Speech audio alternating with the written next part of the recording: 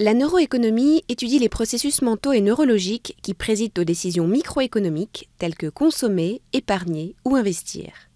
Branche récente de cette discipline, le neuromarketing mesure quant à lui l'impact inconscient d'un produit ou d'une publicité sur le consommateur, donc sur la consommation.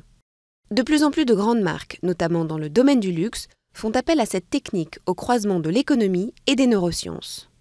Mais comment les mécanismes cérébraux, qui induisent la décision d'achat, s'analyse-t-il concrètement? Prenons le cas de Georges. Allongé sur un lit, celui-ci est introduit dans un appareil d'imagerie par résonance magnétique.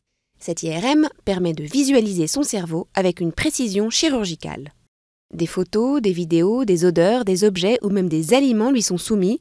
On s'adresse là directement à son cerveau dont l'activité va être enregistrée toutes les 500 millisecondes. Les différentes zones de ce dernier réagissent aux stimuli.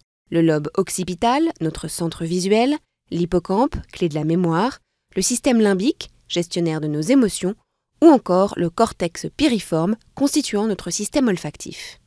Ce sont les interactions entre ces différentes zones qui, en association avec l'inconscient et la prédétermination sociale, vont conditionner le comportement.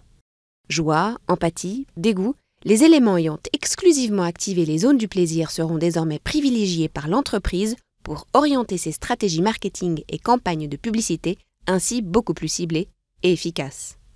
Mais le neuromarketing pose de nombreuses questions d'ordre juridique et éthique. Certains évoquent une atteinte au libre arbitre, d'autres une manipulation des esprits et même parfois une violation du serment d'Hippocrate.